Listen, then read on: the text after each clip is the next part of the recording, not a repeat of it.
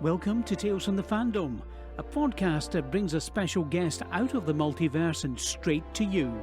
And now your host, David Ginsburg. Hello everybody, and welcome to the latest episode of Tales from the Fandom. I am glad to have you here in the month of December. I cannot believe we are almost done with the year of 2017, and I, for one, am just looking forward to just getting through this month, and hopefully 2018 will be a little bit better than 2017 was. Anyway, I am glad to have you as we have this episode leading us off in December with Victoria from the Broadswords.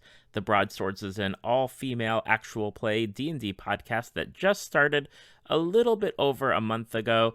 I got to talk to her after her second episode was released, and I am excited to say that they now have 4 episodes in the bank that you can go back and take a listen to. So definitely do that when you can. It's a lot of fun, and they keep their episodes on the shorter side at about 30 to 40 minutes, so you can squeeze them in without worrying about having to slog through hours upon hours of podcasts. We've got a great lineup for the month of December. Next week, we have one of my friends, Darajba Chauhan, is joining me to talk fandom. On the 15th, we have our 4th episode of Book Trek as we talk about the Iron Druid Chronicles Tricked book by Kevin Hearn. So definitely get to reading on that and send in any questions that you might have, questions or discussion topics that you would like Jaquel and I to talk about, and we will tackle them. On the 18th, we have Beck, aka Astra Planeta Cosplay from England. And then on the 25th, I have Brett Stewart of Silver Screen and Politics podcast, also from the former podcast, the Geek Cinema Society podcast. So I've got a great lineup, as well as some special episodes that we will be slotting in throughout the month, just of people from previous episodes looking back at the year that was 2017, as well as looking forward to 2018. Both personally and in their fandoms that they love. So I hope you enjoy this episode with Victoria. And as always, take a listen to this promo for a different podcast, because I love supporting podcasts of all shapes, sizes, types, and anything in between. So enjoy, and I hope that you are having a great start to your December. Experience Dungeons and Dragons like you've never experienced before. So, girls, tell us about Dave. So, Tell me how great I am. Dave's a little drunk and all. Feel the tension. Like some chips. They don't have any chips. Feel the excitement. 29 more javelins. You gonna throw another javelin? Well, 29 more. Epic storytelling. This island, as all the locals know, is the island of Atlantis, and you are not welcome here. And with no swearing or profanity of any kind. Jeez. This is Dungeons and Dragons and Daughters. Find out more at dungeonsdragonsdaughters.podbean.com, your favorite podcast service or preferred social site. We're also on YouTube. And welcome back to another episode of Tales from the Fandom. Today, I am joined by Victoria. She is the Dungeon Master of the newest actual play podcast that I am subscribed to, called The Broadswords. Welcome to Tales from the Fandom, Victoria. Thank you for having me. I am super glad to have found you, first of all, because I think you and I started talking on Twitter before the Broadswords had even gotten started, right? Yes, that is correct. I think you and I follow Dice for Brains. Yes. Yeah, that's I think Dice for Brains is pretty much the group that introduced me to Twitterdom, really, all in all. Well, I'm glad that they did, because without that, I wouldn't have you as a guest today. Yeah. Actually, Dice for Brains was a big part of me going on Twitter and actually making the jump to do a podcast. Ooh, that's awesome. I'm going to have to ask you about that when we get to when we start talking about the Broadswords. Yeah, I had the chance encounter of meeting Ross at Star Wars Celebration earlier this year, and in fact, we're recording this on November 5th, but his episode actually comes out in 2 weeks nice. for Tales from the Fandom. So I was excited to get to talk to him about Dice for Brains and everything Star Wars. Mm-hmm. Yeah, he knows a lot about Star Wars. Yes, indeed. I think anybody that runs like a Star Wars role-playing game, that's kind of almost a prerequisite. Like, you must know Star Wars. Yeah, at least know the premise. I think with something like Edge of the Empires, you can get away with not knowing as much because it is on the outskirts, but definitely when you're doing something like Force and Destiny or Age of Rebellion, you do need to know what you're talking about. Definitely. And he does have that knowledge in spades across the board. Mm-hmm. Now, we are here to talk about you and some of your fandoms, and one of them, because I send everyone that pre-show questionnaire, and one of them that I really enjoyed when I saw it, and I'd love to talk to you about it, is your love for Bioware video games. Yes, I am a Bioware fangirl. Now, how did you get into the BioWare series of games? Was there one specific game that pulled you in first, or was it just that you just got into them one at a time and went from there? I just played them one at a time. I played Baldur's Gate. It was D&D, so that was what kind of brought me in first. And then from there, it was the console games for Xbox. Jade Empire, I loved that game, and I don't think that game gets enough credit.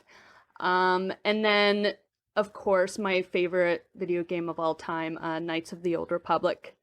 Because that game, when it came out, it just blew my mind, really. There weren't a lot of games like it at the time. Mm-hmm. And, I was in university, and... It just drew me in, the fact that you had so much choice in that game. And their story, the dialogue, everything, it drew me in. Right, that game came out when I was also in university. That must mean that we're close to the same age. Yeah. Shock upon shock on this one. Yeah. But my friends and I were playing D20 Star Wars at the time, and I know that they had based some of the classes off of what you found in the tabletop game, Mm-hmm. which was cool, except that if you chose one of the classes, I can't remember which one it was, you couldn't actually beat the game. Like, it was impossible for you to beat the game. And it's like, oh, okay. Really? In Knights of the Old Republic? Yeah, I think in the original Knights of the Old Republic, I think if you chose the Scoundrel class. Oh, that was my first. One. That was my first playthrough. Really? Yeah, I beat it. Oh, one of my friends told me that if you chose that class, you could not beat the game. Oh. And I was like, oh. Scoundrel's my favorite class. Yeah, no, I beat the game. It was... Well, somebody must have been lying to me. It was difficult. And actually, the first time I went to play the game, my save files corrupted. So, it kept on glitching in the final boss battle, which... Oh, no. It was... such a bummer. I had to go back to a previous save and do a whole bunch of stuff all over again. But I managed to do it. You just, if you were Scoundrel, it was a lot easier if you took the dark side drain power. Okay. Because then you just drained the power directly from the boss guy's power receptacles. Yeah. Interesting. Yeah. See, and that's why I never played that class again, because my friend was like, "Oh, you can't beat the game with that. You got to do it with this class." So it's like, okay. No, you can do it with Scoundrel. Well, for everyone that's listening about this game that's been out for what, 20-something years now. Has it been 20-something years now? Oh, jeez. I don't know. It's been a long time. When did it come out? See, now I'm going to do a quick search as we talk. But yeah, so your favorite out of all the BioWare games is Knights of the Old Republic, above? Yeah, it's actually my favorite game of all time.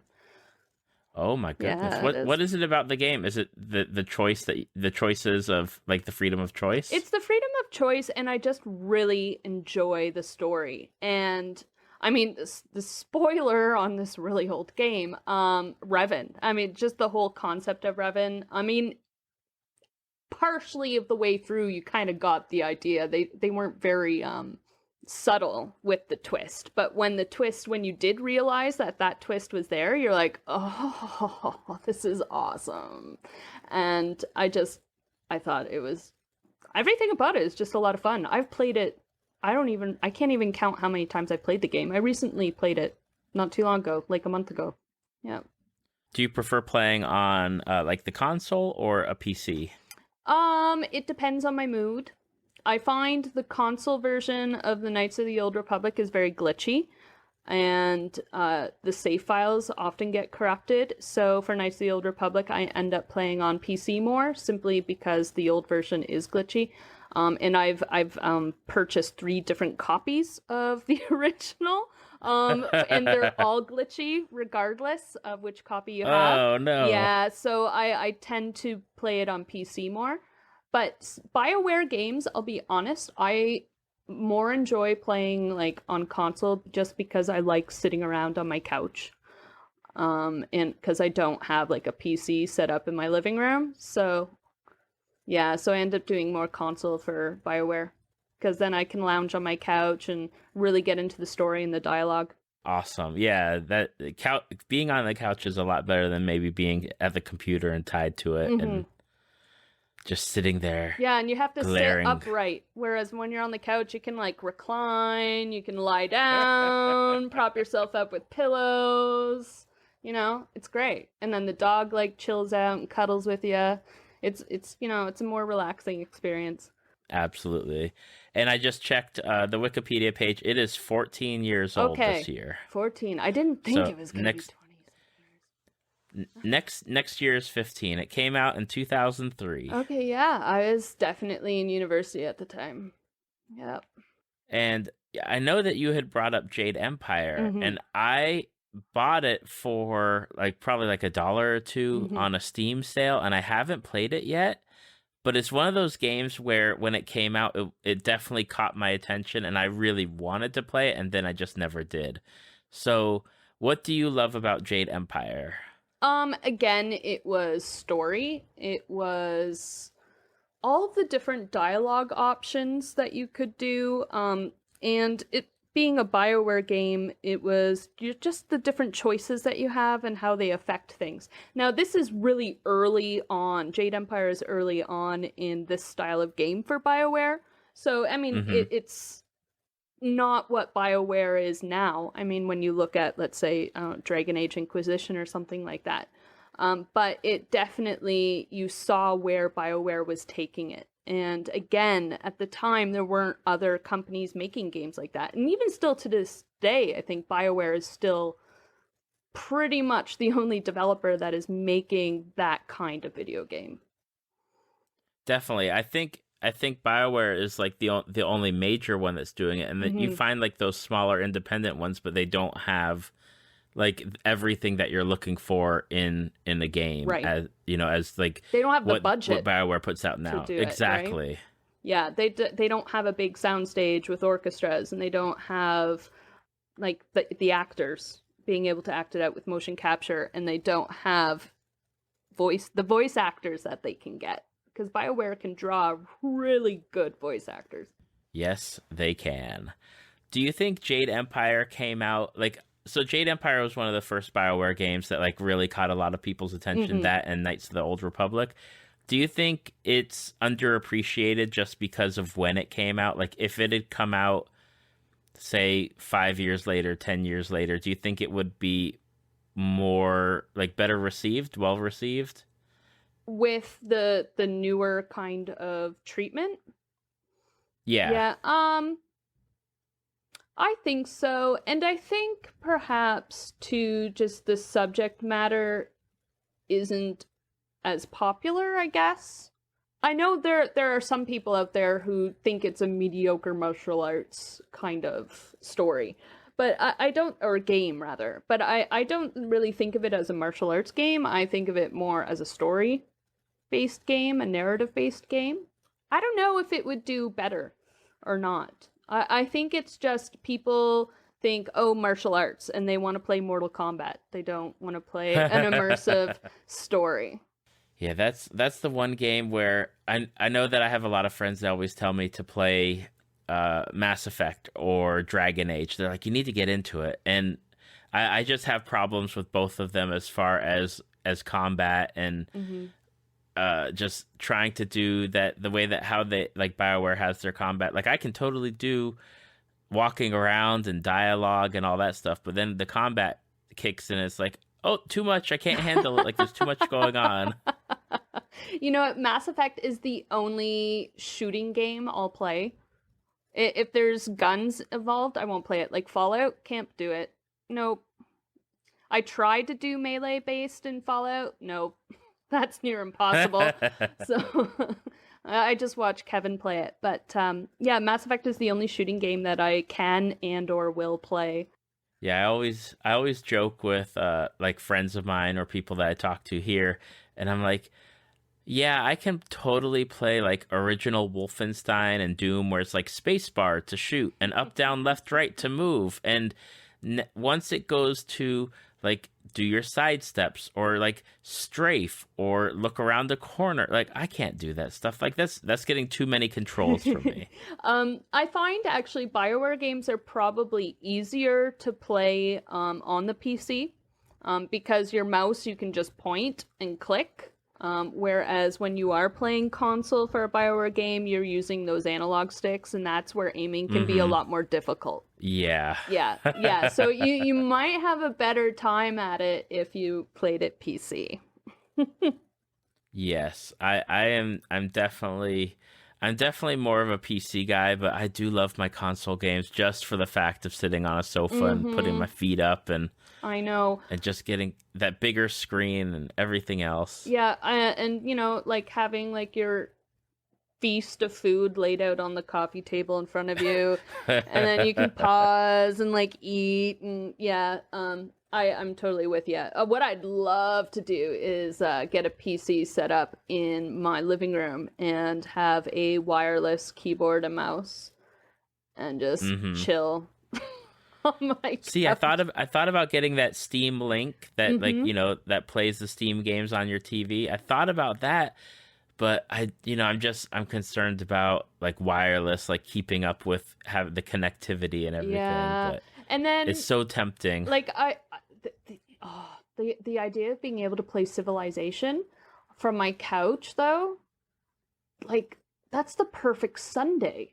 You could just lay on your couch and play Civilization for like 6 hours, and that would be perfect.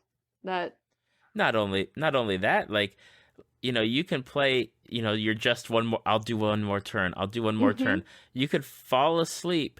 You have good background music to listen to. You wake up and it's still ready for you to play. Yeah, it is. And you didn't miss anything because it's waiting for player. Yeah. Yes, indeed. I love Civilization. Like I'm a huge Civ fan. I love what they did with 5. I'm still playing with 6 because they're still releasing so much like new content out for it. There was that update not too long ago that they just did for it. Yeah. Yeah. I'm still trying to figure 6 out. There's a lot of they've changed a lot of things. Some things I think for the better, but so I'm still trying to figure it out, and I'm still really kind of trying to figure out more of the religion side of things with that game. They destroy me on the religion side for Civ 6. Like I gave up trying to even do any religion because it was they just the computer cheated, okay? The computer cheated, and they would bombard me with like all their missionaries and everybody else, and there's no way to strike back against them. They're just the missionary machines. The last update that they just did within the last couple weeks addressed a lot of the religion aspect side. It was all pretty much religious based. So they've kind of revamped the religion side of things. So that's also why I'm kind of trying to figure it out. And now if I don't know if you've noticed, but if you play multiplayer, because like my husband and I will play on like a local network, and if you play multiplayer, there is a specific type of game that you can play that's religious based. And and it's a shorter version of the game. And it's like just a religion kind of victory condition. and you just play it, and it's actually very helpful in trying to figure out that aspect of the game. They've got some really cool multiplayer game versions that you can play now that are very specific types. Okay, I'll have to check it out. I haven't played in probably like 4 or 5 months at least. Okay. Just because, I've gotten busy with other things. But I will say that the one thing that I like that they changed from 5 to 6, like, 5, you had your happiness. Mm-hmm. So you're like, it felt to me like I was restricted to having 3 or 4 cities, and that's it. And with Civ 6, I could have like 20 cities or 25 cities. I just have to worry about housing them and get my technology base to be able to have neighborhoods. And once that kicked in, I was like, okay, I've got my neighborhoods, I'm good. It's funny because in 5, like, my favorite Civ to play is Venice. So when you say you can have 20 cities, like, for me, I'm like, when I play a game, like, I'm all about, like, diplomacy. Like, if we're talking, like, Civ 5, I'm all about diplomacy, because it's really just bribe everyone and you win. The end. Yep.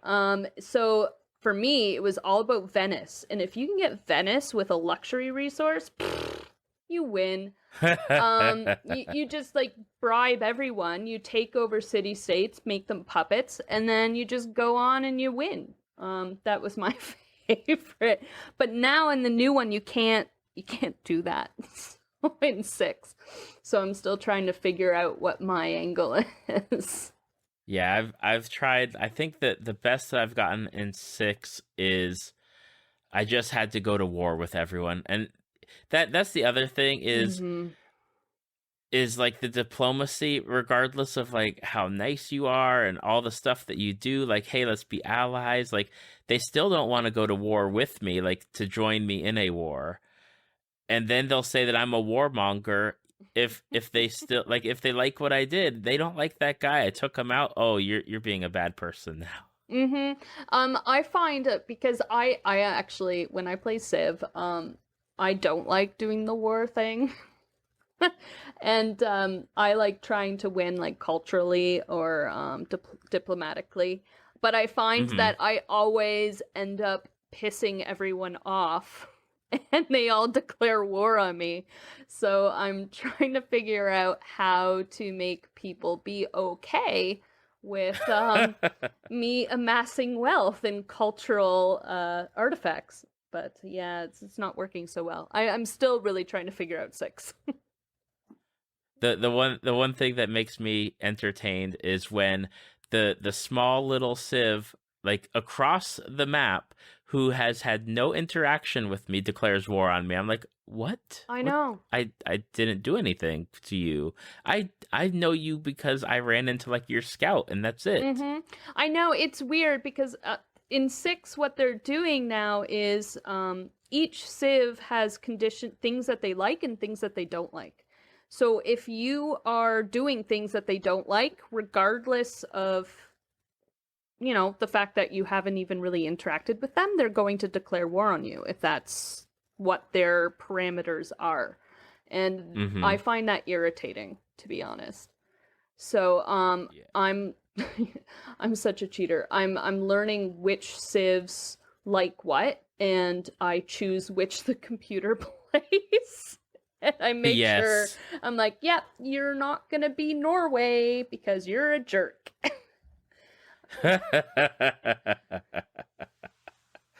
Oh my goodness, yes. Yes, indeed. Yeah.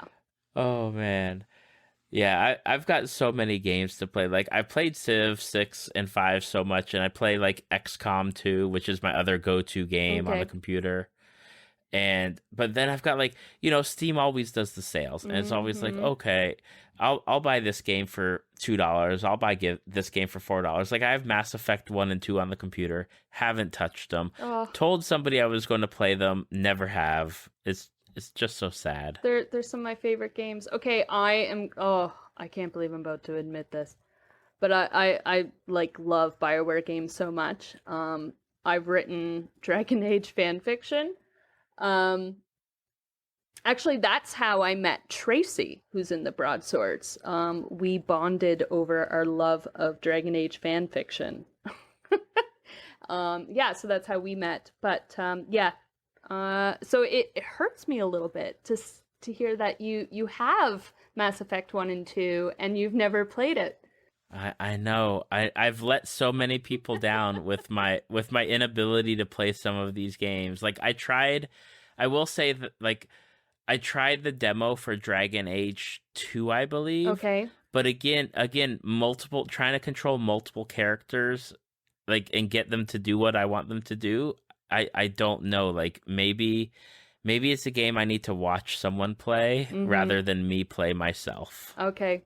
Yeah, no, I get that. I'm like that with Fallout. I thoroughly enjoy watching my husband play it, but I don't have any interest in playing it.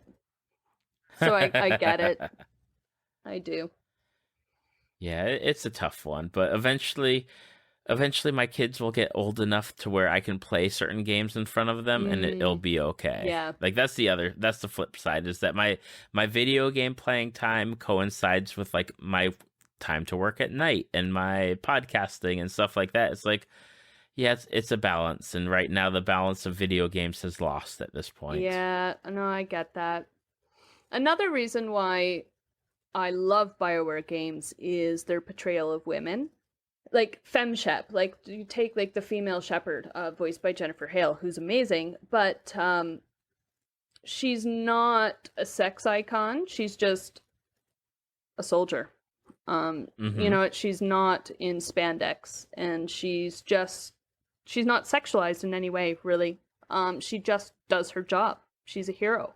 Most, or pretty much all, well, most, not all, most BioWare female characters, at least the main characters, are not sexualized. Now, I'm definitely NPCs, some of them are, which makes me sad. But for the main characters, it's nice as a woman to be able to play this character and not just be someone that is sexualized. Definitely. And I think that's one of the things that I feel, because as an outsider looking in on these video games and then knowing the people that I know who play them, I think that it gives a better entry point for maybe people who weren't interested in playing the game. Like, oh, you can play a female character. Well, that's what I want to do, instead of, you know, being forced to play like the male protagonist all the time. Exactly. Actually, what game was it? Recently, there's a game. It just released, and I'm forgetting the name. I think it starts with an E. I was actually really interested in it. And then I watched the launch trailer, and it was all white men, and the sole woman was pole dancing. And I went, yeah, zero interest now. No interest whatsoever. Not playing this game anymore. And I think that affects a lot of people who would otherwise want to play a game. 'Cause why would you play a game that doesn't represent you or interest you or your demographic? Absolutely. And you know, that I think it relates to like how BioWare's handled relationships as well, giving you the option to romance anybody at this point, or at least I'm pretty sure anybody for most of the games. Yeah. I mean, not everyone has their preferences, like each NPC has their preferences. But you have options.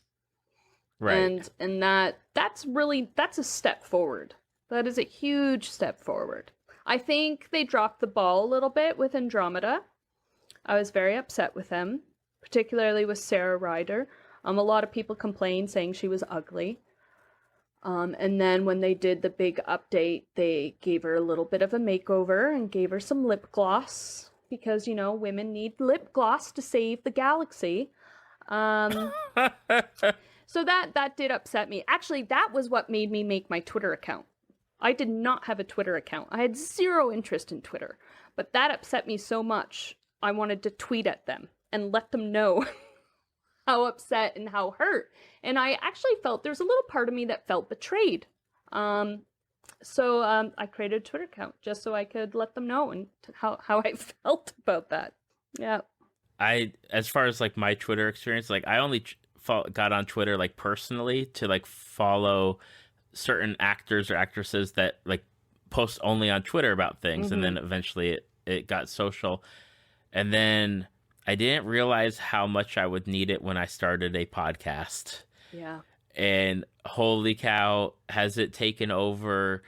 Like Facebook, I'll maybe do like 1 or 2 posts on Facebook, but Twitter is like all constant throughout the day, sending tweets out, interacting with people, just building a relationship rather than like just, hey, listen to the podcast. It's more like, hey, let's talk about this. Let's talk about that. It's engagement. Like, it almost becomes a bit of a job to keep up with it. Especially on Follow Friday. Oh my goodness. Oh yeah, Follow Friday. Like sometimes I'll like, my wife asked me the other day, she's like, why do you have your phone on silent like all the time? And I said, because I get so many notifications sometimes, especially like on Follow Friday, where it's just like one after the other. It's like, okay, let me scroll back and see where I'm tagged in so I can respond appropriately. And then I think it was 2 weeks ago. I stepped away, like I was away from my phone for about an hour. I came back and I had 205 notifications. Woo! 205. It was ridiculous. And in fact, like my phone didn't even count that high. It just said 99 plus. And then when I opened it, that's when I saw how many I had. And I looked over at my husband, I'm like, Kevin, 205. It's only going to get more from this point on. That it was pretty ridiculous. And yeah, I keep my phone on silent pretty much all the time now too. And also I have a Dice for Brains RT ringtone or notification. So every time my Twitter goes off, it's RT saying, is that something about rattling in my head, or do you have an incoming transmission? And it comes on every time. And so sometimes it's just like RT constantly, and he starts interrupting himself because there's just so many notifications. I've got to keep the sound off. It's pretty much off all the time now. Yeah, it gets crazy at times, but I think I've made a lot of great connections on it, or in the Twitterverse, with just talking to people about stuff. Oh, definitely. I mean, there's a reason why I keep at it, right? Otherwise I would just automate it. I mean, there's software for that nowadays, right? Yeah, there is. I don't know how to use it, but I think I'm okay with not using it. Yeah, no, I thoroughly enjoy talking to people and engaging with people and having conversations. I've had some really good conversations on Twitter. Now, before we get to the Broadswords, I did want to talk about your love of tabletop role-playing. And you've been playing for, let's see here. Very long time. You said in a little over 20 years? Yeah. A little over 20 years. How did you get into tabletop role-playing way back in the day? I was a kid, and my mom, I think it was actually for my brother. My brother's like three and a half years younger than me. She bought him the game Hero Quest. Hero Quest was like a Milton Bradley game, but it was a dungeon crawl game. It had little miniatures, and the board game was a dungeon, and you could set it up however you so chose. And there were all pre-made dungeons and levels that you could do. And there were 4 pre-made characters. So there's 3 of us kids. So I was the eldest, so I played the wizard and the dwarf. And my sister played no, I didn't play the wizard. My sister played the wizard. Who did I play? I forget who I played. Well, my brother played the barbarian, so I played the dwarf and cleric, I think, and then whatever the other character was. And my mom was the dungeon master. And we played that game every Friday for probably about 2 years. And then a friend would sleep over, and they would play my extra character. And yeah, and that's what we did for 2 years. So that's how I learned. That's how I started playing tabletop. And then I think I got in remember in the early 90s, all those shareware games and those shareware floppy disks you could get. Yep. I think a Dark Suns, the Dungeons and Dragons Dark Suns game was on one of those discs. And I Okay. started playing that. And that was actually my first real introduction to Dungeons and Dragons. Dark Sun is an interesting introduction to Dungeons and Dragons. Yeah, so I started playing that on the computer. And I was like, this is really cool. And we also got on one of those floppy disks, it was the Dungeons and Dragons Stronghold, not the Stronghold that we know. This was a very specific Dungeons and Dragons one. And then like these giant ants would come and like kill your village that you created. But we played a lot of that. So that was Dungeons and Dragons. And then my dad came home and he's like, I know you're into this. Someone I know from work, they play Dungeons and Dragons on a BBS because this was before internet. Oh, yes. Yeah. I used to run a BBS way back in the day. Yes. Yeah, so I started playing Dungeons and Dragons on a BBS. And then internet came, and then I started playing in chat rooms. And then high school came, and I met people who had also wanted to play, so that's when we started playing. And then I, from D&D, I went from, like, we played Cyberpunk 2020, and then there was definitely some Vampire the Masquerade in there, because, awesome. It was the 90s. Because you were in the 90s and early 2000s, yeah. and that's what happened after people played D&D, is sometimes they got into Vampire or Werewolf or whatnot. Exactly. So I played a lot of that. And then in university, I actually didn't play a whole lot of tabletop. What? That's like the prime breeding ground for... I know. I was busy bartending and having a really good time. Probably getting into trouble and doing a lot of things I wasn't supposed to be doing. So I didn't, and like I went to university for classical civilizations, which is the study of ancient Greece and Rome. So I was totally getting like my big nerdy fix in that way. Right. My entire life revolved around myth. So I was getting that fix. It wasn't until after university that I started playing up again. Yeah. So yeah, you've run the course then. Yeah. You went from computers to BBS. Oh my gosh, like that's bringing stuff back there.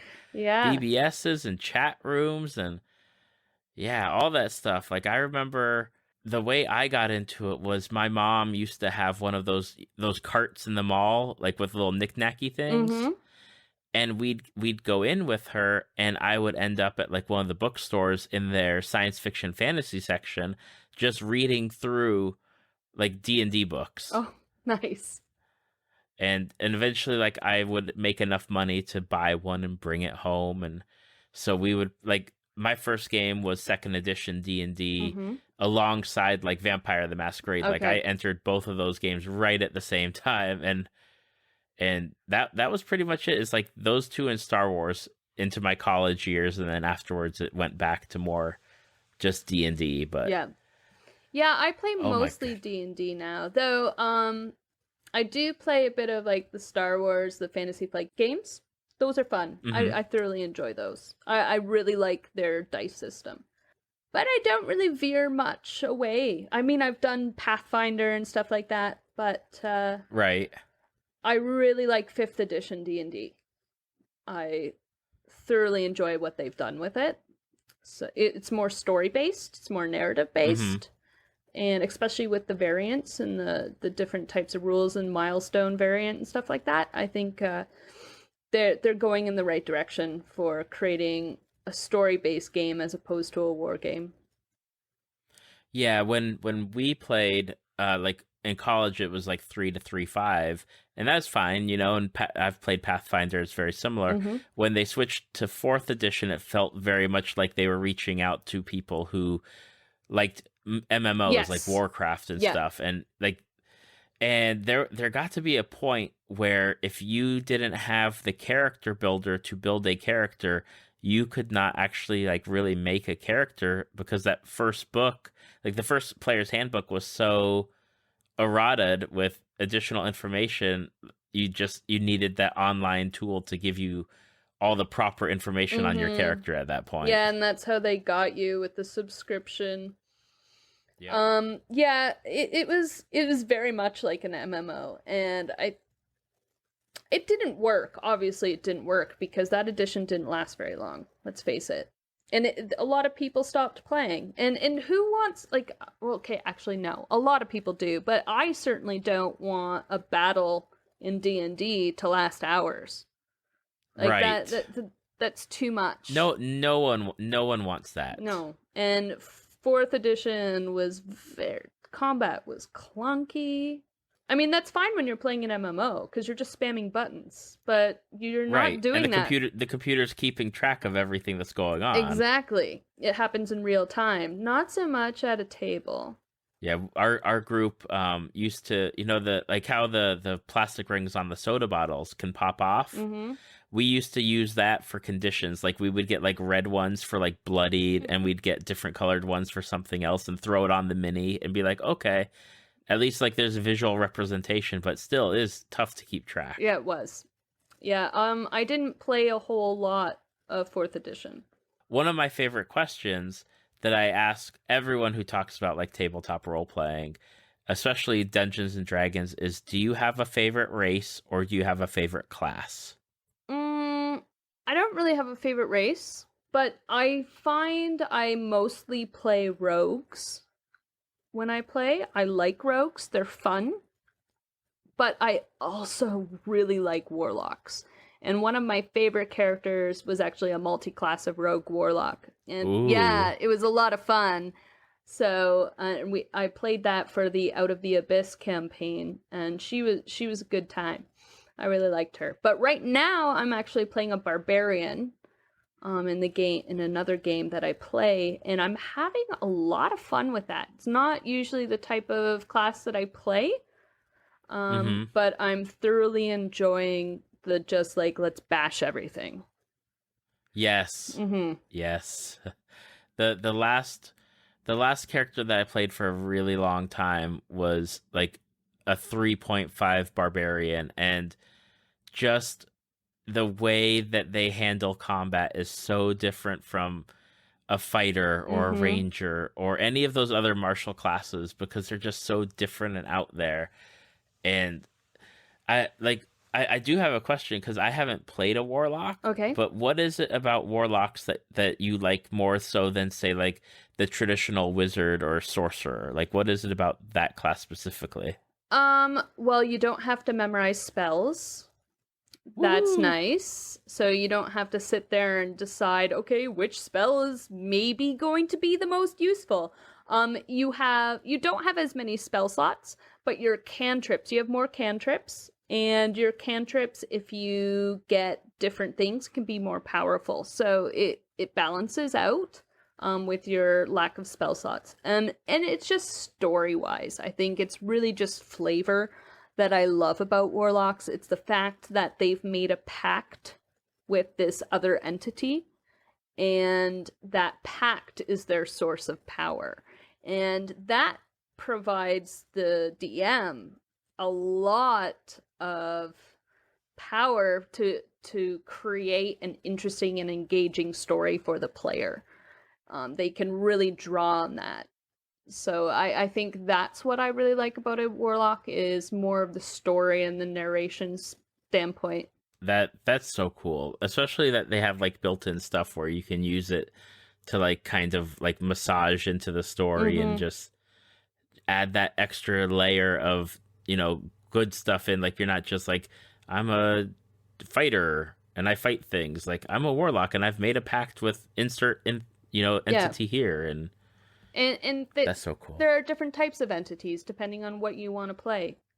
It just, for me, when I play D&D, I play D&D for the story. I play D&D because, and it's not just the DM who's creating the story, because the players and the DM create the story together, or at least they should. Right. And it's an interactive choose your own adventure, really. And that's what I like about it. And as a warlock, there's just a lot of fun stuff that you can bring into that story and drag your party members down these like little side avenues. And it's a good time. Awesome. And that leads us very well much into the start of an actual play podcast that you are the DM of. And you officially launched on October 21st, and by the time this episode comes out, you'll be about a month and a little bit into it, which is amazing. And it's called The Broadswords. Yes, it is.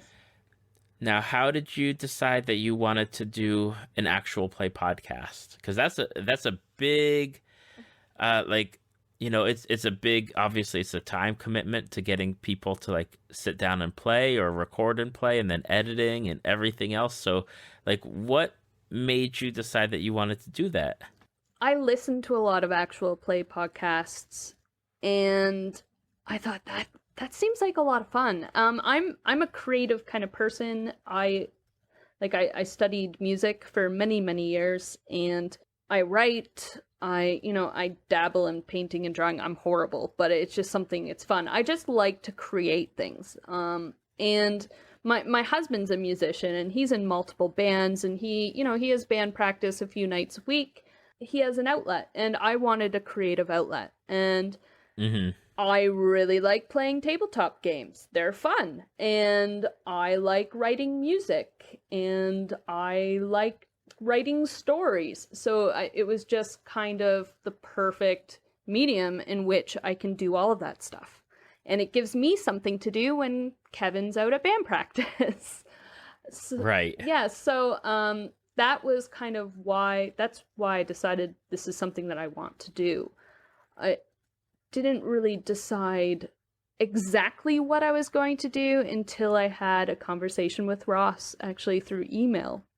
Ross from Dice from Brains, through email. And we were talking about inclusivity at the gaming table. And then I thought, that's it. That's what I'm going to do. I'm going to do a group of all women.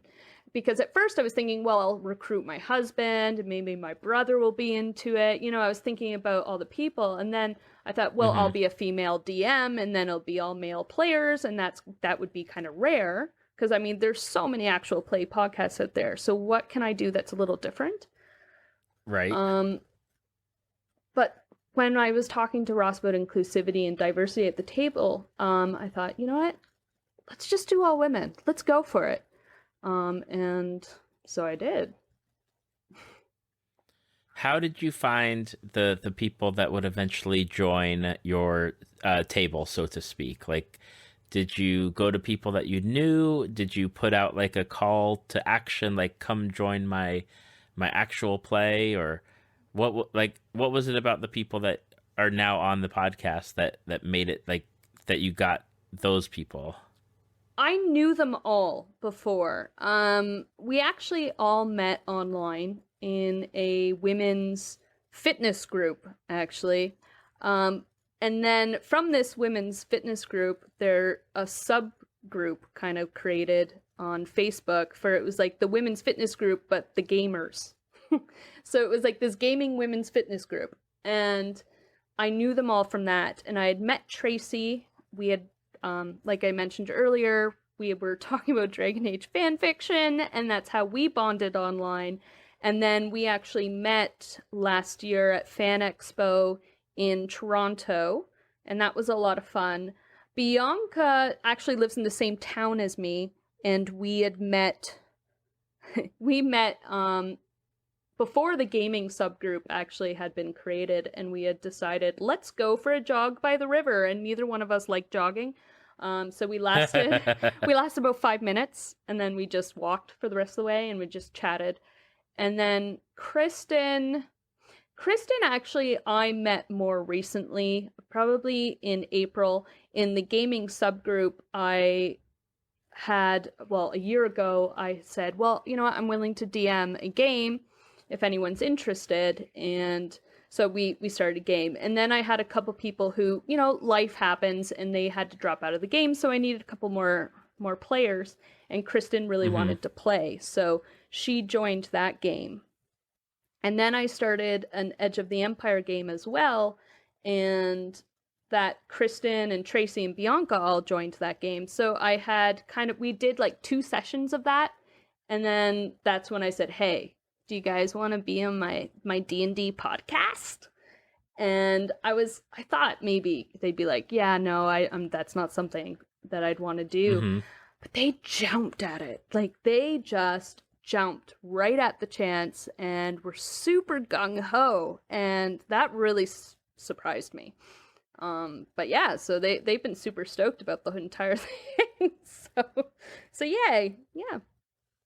That's awesome. I know, you started it with the whole inclusivity, the four of you all women playing, and that was super cool because the only one that I had found before you guys had started was Venture Maidens. Mm-hmm. And I really dug how like they were doing their thing, and I'm really digging how you're running your game. Thank you. And I'm really enjoying, like, I've listened to the first episode. I haven't been able to listen to the second yet, but that's on cue for this week. I'm really enjoying getting to know the characters and getting to hear like the story slowly unfold. I also like that your episodes aren't 2 or 3 hours long, Yes. which makes my listening ears happy. Yes, that was very much a conscious decision. I love D&D and I love actual play and I love a story as much as the next person, but I've also got stuff to do. And when I listen to podcasts when I'm walking the dog, or I'm folding laundry, or I'm doing the dishes. And none of those tasks last for 2 hours. Mhm. So a nice little, 30 to 45 minute soundbite is what I know I like. So if I like it, I know there's other people out there too. So we definitely made that decision. Definitely. And that's one of the things that I really, because my commute is at most about 25 to 30 minutes, which means I can squeeze your podcast in. Like by the time I'm getting in and walking into the house to the computer to start work, it's like, okay, I'm pretty much able to just listen to the whole thing before I have to turn off my phone and get into work mode. And that's really something that I think I'm glad that you're planning to do it like that, because that really also sets you apart, from the ones that are an hour to an hour and a half, 2 hours. And yeah, it's not taking up my whole, like every time I get into the car, I need to have, Broadswords on to listen to. Not that that's going to be a bad thing if I get backlogged, but yeah, it gives me the time to like jump around and go to different things too. And that's awesome. yeah. That's what I like to do.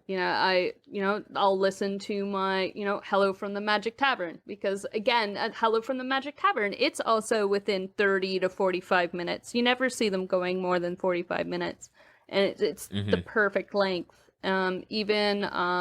Another one that I really like is Dragon Friends. They don't really go more than an hour, and the ones that go longer I don't last.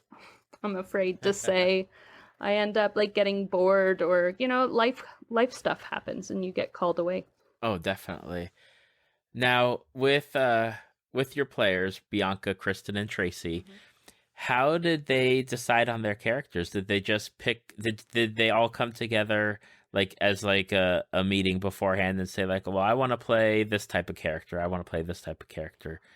Or did everyone make their character separately and be like, well, this is what I'm playing and you have to deal with it? No, we had a group chat, and we discussed things, and none of them had really ever played tabletop. Oh, well, Bianca had never played tabletop ever before, until she created an Edge of the Empire character, and we played all of 2 sessions. And none of us really knew the rules. We were making them up as we went along. So it was, it was kind of ridiculous. Kristen didn't really have huge amounts of experience either. Tracy, I think, had played a couple of one-shots in high school, and that was about it. But all of them have played video games. So it was pretty much, I just said, you know what, you probably are going to need, like, your standard 3. You got your tank, your DPS, and your healer, and I know a lot of people are gonna cringe when they hear me say that. Right. But it's useful. I mean, you don't have to play a party that way at all. You can. There are definitely creative solutions, but it would be helpful. So they kind of went, okay, you know what, or maybe like a spellcaster or whatever. Cover your bases however you want. Just go for it. And so they went, okay, you know what, we'll cover our bases. And at first, I think Tracy was thinking paladin. And then I said, well, you know what, there are other classes that have healing spells. You don't have to be a paladin or a cleric. There are other things that you can do. And if you don't want to play a healer, that's totally fine. I mean, there's potions and herbalism. Go for it. And then so she actually ended up deciding to go for a bard. And what I love is that her bard doesn't sing. Her bard's a contortionist. Okay, so for those people who haven't listened yet, what is the party makeup at this point? So we have Kristen, who plays Yolaris, the half-elf wizard. And then we have Tracy. She plays the high-elf bard, Keela. And Bianca plays the tiefling barbarian, Maypri.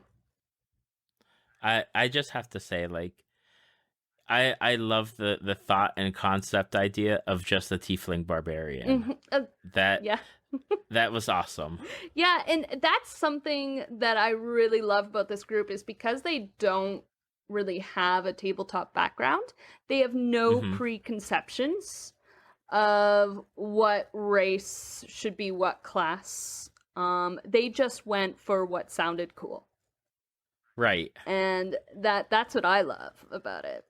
That's one of the things I have to say that I miss kind of is my innocence now. Like, I don't have any, like, I know exactly, like, okay, what goes best, you know, realistically, if I want to play like a game where I can do the things the best, or, you know, I'm not going to be penalized for playing like against kind of what they're known for or whatnot.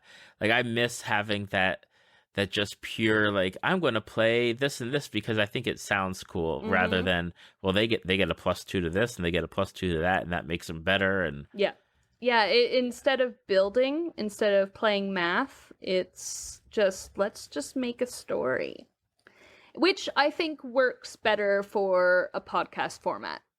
Because you're definitely playing D&D differently for a podcast than you would at a table.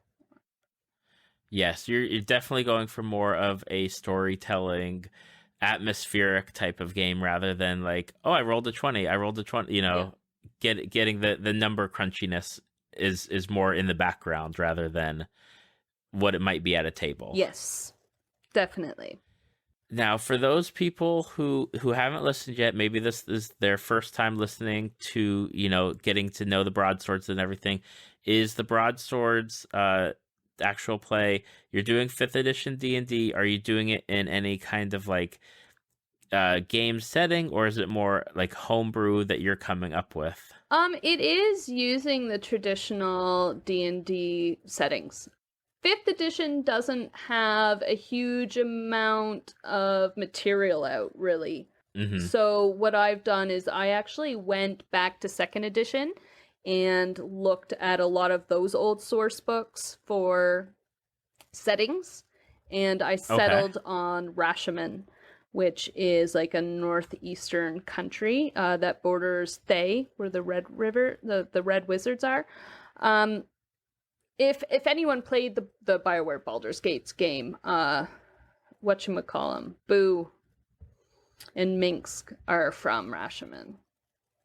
Okay. And Rashomon is an interesting place, and I picked this purposely because we are a whole bunch of women playing, but Rashomon is a country that's like ruled by witches. It's very matriarchal, and berserkers. It's berserkers and witches.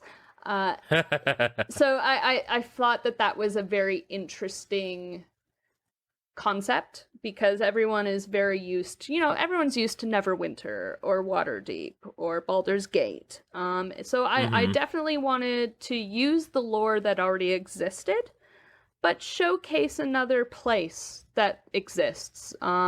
Because I think sometimes there's a lot of really cool hidden gems in there that people don't necessarily know a lot about. Okay, that's an interesting choice to go back to 2nd edition, because 2nd edition had so much material between second and 3rd. There's a lot of diversity as far as campaign settings go and the information that's put out there. So that's an interesting choice, going second, and then diving in and finding something that maybe is not as well known as like what you said, like Baldur's Gate or like Neverwinter and stuff like that. Yeah, there's so much lore in there, and so why not use it? I'm not going to stick to it word for word, but it definitely provides inspiration and a setting where I don't have to sit there and create an entire world. I'm not a world builder. I'm a player and a DM. Right. For your releases, are you releasing like every 2 weeks? Yes, it's a bi-weekly podcast. And your release date is a particular day, or is it just every 2 weeks and then sometime in those 2 weeks? It's every other Saturday. So okay. Yeah, so we released our first episode on the October 21st. Our second episode was released on November 4th, and then from there on out. Yep, from there on out. So let's see here. Then that'll be on the 18th. And then you'll have another episode before this one comes out on the 2nd. Yes. And then people that are listening to this on release day will be listening to it on December 4th. So you'll have plenty of episodes to go back and listen to of the Broadswords, hopefully, if you are enjoying listening to Victoria, which I hope you are. I hope so. All right. So Victoria, into the meat of the matter. Where can people find the Broadswords online? You can find us in a lot of different mediums. You can find us at our website, www.thebroadswords.com, on Twitter @thebroadswords.com, on Tumblr, The Broadswords, Facebook, The Broadswords, Instagram, The Broadswords, and I think that's it. It's just pretty much the Broadswords all across the board. That's awesome that you're able to get everything across the board like that. I looked into it ahead of time, and then before we even had anything, I grabbed the domain. I grabbed everything. Yes, that is very helpful. Yes. And I do have one last question about the Broadswords before we wrap up is, what is the hardest thing about doing an actual play podcast for you? For me, I think because we are all not located in the same place, we are spread out. Kristen's in Seattle, and Bianca and I are here, but Tracy's in Toronto. So we're all over the different place. So it's being able to control everyone's spaces and not having control. And when you're the person who's kind of creating this and then editing it afterwards, not having that control for sound can be a little but and there were some hiccups at the beginning, but it got better, and it got better quickly, so we managed to fix things, but that was definitely the hardest part of it. Well, that's good. I know that I've talked to a lot of different actual play podcasters, and the between like the sound quality, and I know on a personal side, like scheduling is so difficult. Yeah, it is. We use an app. I forget what the name of it. Kristen does it. She sets it up, and then we just plug in all the dates that were available, and then the app shows us what all the commonalities are, and then we're able to like go from there. Yeah. That is the one thing where it's like, okay, I'm at this time and you're at this time and you're at this time. And okay, well, our kids have this and your kids have that. And yeah, it's definitely a challenge. Yes, it is. So, because Kristen's Pacific time and we're all Eastern time. So she's 3 hours behind us.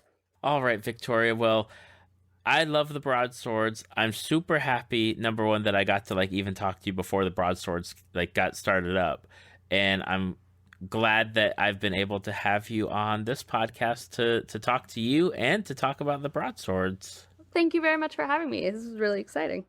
Well, I hope nothing but the best for you and the crew of the Broadswords, and whatever I can do, if there's anything I can do on my end, just let me know and I'll be happy to do so. Oh, thank you very much.